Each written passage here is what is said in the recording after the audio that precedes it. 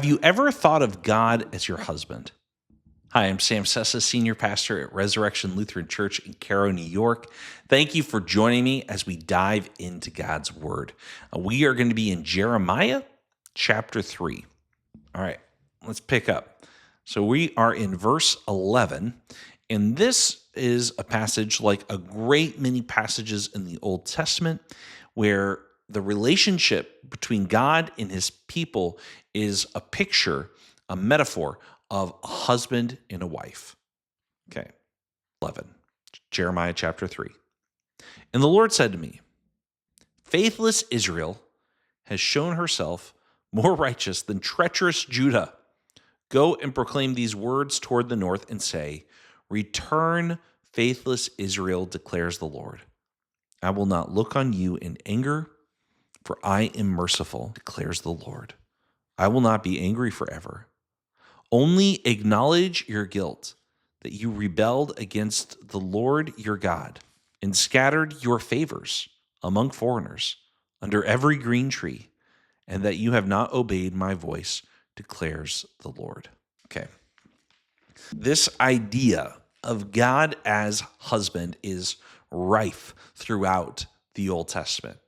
And the big idea here is that there is this marriage relationship between God and his people, and that God is faithful in like marital context, faithful in the sense that he is not leaving his people and going and chasing after other people.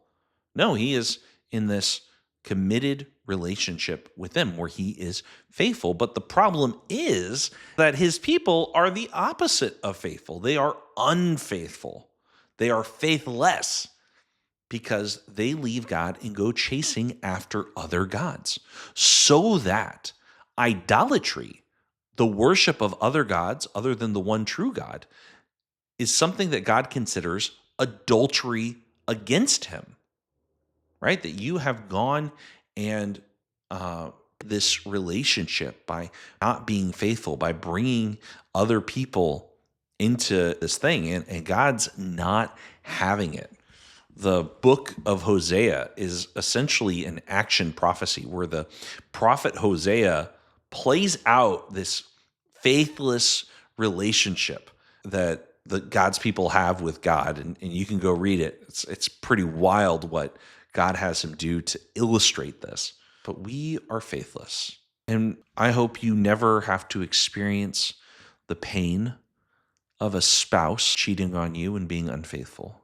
And yet, at the same time, I don't think I often appreciate how worshiping other gods is like this doing the same thing to God. And sometimes we do worship other gods, false gods. There's definitely other religions out there in which we can do that.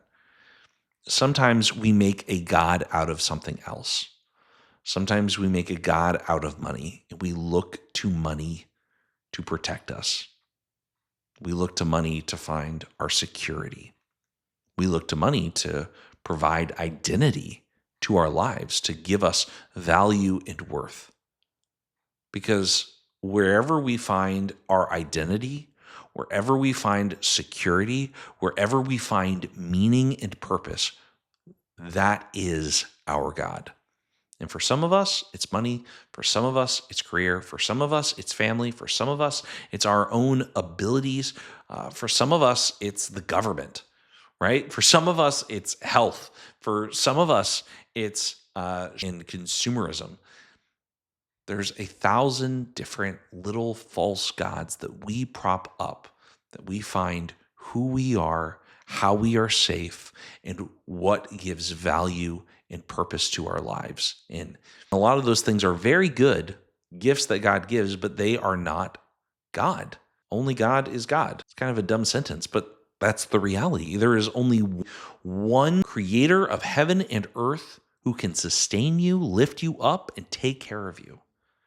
There is only one Redeemer by whose name we are saved.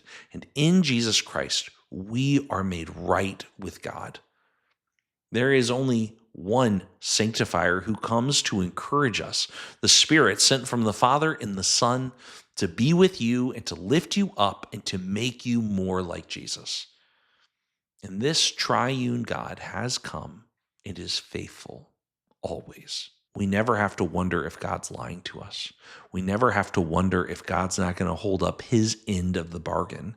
We never have to wonder if God is going to leave us and chase after someone else, because God is always faithful. He is always there for you. And even when we are faithless, God still says, return to me. Come back to me. Come back and let me love you and let me forgive you. And this is the great message of what Jesus Christ has come to do. That Jesus Christ is the bridegroom, and we are the bride getting ready. And we look forward to that day when we finally have the marriage feast, when we finally, in the new heaven, in the new earth, join together with all the saints to celebrate the marriage of Christ and his church. We look forward to that day when sin is no more, when death has been erased, when the devil has been trodden underfoot, when Christ stands victorious without remainder, and we will say, this is our God. We have waited for him. This is our God. Let us rejoice in his salvation. So until that day, I hope you find encouragement in God's word and through the church that God has given to you. We are the local church here in Caro, New York, and would love to have you join us at 8:15 or 10:30 on Sunday. I hope you have a great week.